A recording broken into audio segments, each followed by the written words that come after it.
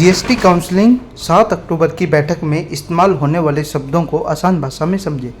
Hello दोस्तों, welcome to my YouTube channel माँ associate YouTube channel में एक बार फिर से आपका स्वागत है।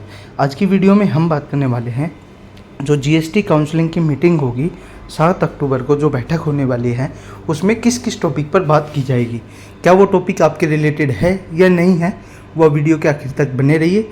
बहुत ही इंपॉर्टेंट इन्फॉर्मेशन है, आपको इसको देखना ज़रूर चाहिए। तो दोस्तों साथियों, वीडियो में आगे बढ़ने से पहले चैनल पर पहली बार आएँ तो चैनल को सब्सक्राइब ज़रूर करें, बेल आइकन दबाना ना भूलें ताकि आने वाली अपडेटेड वीडियो आपको मिलती रहे। चलो चलते हैं आज के अपने टॉपिक पर। 7 अक्टूबर 2023 को जीएसटी काउंसलिंग की 52वीं बैठक नई दिल्ली में होगी। इस बार की बैठक में कई अहम मुद्दों पर चर्चा होगी, लेकिन काउंसलिंग की ओर से लिए गए फैसलों को समझने के लिए आपको इससे इस्तेमाल होने वाले शब्दों का मतलब पता होना चाहिए। किसी भी कन्फ्यूजन से बचने के लिए पढ़िए जीएसटी की पूरी ABCD। गुड्स एवं service tax identification number GSTIN Bharat सरकार की ओर से जीएसटी के तहत रजिस्टर्ड बिजनेस को दिया जाता है। ये एक यूनिक लीगल कानूनी नंबर है। GSTIN नंबर 15 जो है डिजिट्स के होते हैं। पैन बेस्ड यूनिक नंबर होता है जिसे राज्य के हिसाब से अलॉट किया जाता है। अब बात करते हैं CGST। CGST का मतलब होता है central goods and service tax.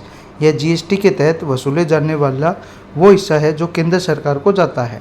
इसके तहत खरीदार और सेलर एक ही राज्य में होते हैं, यानी ट्रांजैक्शन इंट्रास्टेट होती है। अब बात करते हैं SGST यानी state goods and service tax. जैसे कि नाम से ही पता चल रहा है कि जीएसटी के तहत वसूले जाने वाला हिस्सा जो राज्य सरकार को जाता है SGST कहलाता है। IGST की फुल फॉर्म होती है aggregated goods and service tax. ये टैक्स कब लगाया जाता है? जब खरीदार और बिक्री अलग अलग राज्यों या केंद्र शासित प्रदेशों के बीच होती है।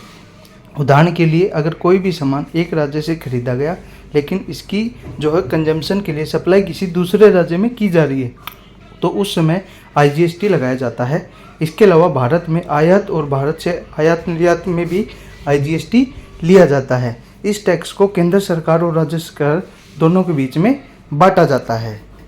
मिक्स सप्लाई का मतलब दो या उससे ज़्यादा सामान और सर्विस की एक निश्चित कीमत की बिक्री। उदाहरण के लिए, अगर कोई कारोबारी 15,000 रुपये की कुल रकम लेकर कपड़ों के साथ जूते या दूसरे सामान गिफ्ट में दे रहा है, तो ऐसी सप्लाई को मिक्स सप्लाई कहलाती है, क्योंकि यहाँ बेचे जा रहे प्रोडक्ट्स अलग अलग भी बेचे जा सकते हैं। इसमें मामले में जीएसटी टैक्स की दर तय करने के लिए प्रोडक्ट्स पर ज़्यादा टैक्स होगा, मिक्स सप्लाई वही दर लगाई जाएगी। कंपोजिशन सप्लाई के तहत दो या दो से ज़्यादा सामान या सर्विस को एक ही सेट के रूप में बेचा जाता है, अलग अलग नहीं बेचा जा सकता। कंपोजिशन सप्लाई दो भागों में बांटा गया है, जिसमें प्रिंसिपल और डिपेंडेंट सप्लाई शामिल हैं। जैसे AC के साथ इंस्टॉलेशन सर्विस भी साथ दी जाती है, यह कंपोजिशन सप्लाई है। इसकी GST AC के हिसाब से तय की जाएगी। यहाँ AC प्रिंसिपल सप्लाई है, जबकि इंस्टॉलेशन सप्लाई दूसरी है।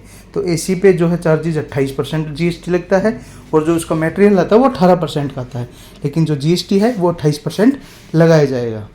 इनपुट टैक्स क्रेडिट यानी ITC। इनपुट टैक्स क्रेडिट यह टैक्स है जो किसी प्रोडक्ट को मैन्युफैक्चर करने में इस्तेमाल किए गए इनपुट के टैक्स का भुगतान करने के लिए मैन्युफैक्चरिंग को क्रेडिट किया जाता है। जैसे अगर आप कोई प्रोडक्ट बनाते हैं जिस पर आपको 600 रुपये का GST बनता है और इस प्रोडक्ट को बनाने के लिए आपने जो सामान खरीदा उस पर 400 रुपये का GST दे चुके हैं, तो फिर आपको सिर्फ 200 रुपये की GST चुकाना होगा। वहीं अगर इनपुट का भुगतान किया जाए तो टैक्स आउटपुट के टैक्स से ज़्यादा होता है, तो टैक्स में अंतर को रिफंड के रूप में क्लेम किया जाता है। GSTR का आसान भाषा में मतलब है GST की रिटर्न। यह एक डॉक्यूमेंट्स है जिसमें टैक्स पेयर की ओर से अपनी टैक्स देनदारी निर्धारित करने के लिए GST अथॉरिटी के पास फाइल की जाने वाली इनकम टैक्स डिटेल होती हैं। GSTR 1 से लेकर GSTR 11 तक 11 तरह की रिटर्न होती हैं।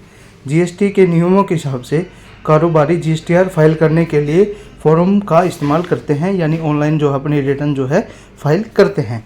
तो दोस्तों साथियों, यही थी जीएसटी के रिलेटेड बहुत इंपॉर्टेंट जानकारी। अगर आपको ये जानकारी पता है तो आप जो जीएसटी में मीटिंग होने वाली है उसके बारे में सारी डिटेल अच्छे से समझ सकते हो, जान सकते हो।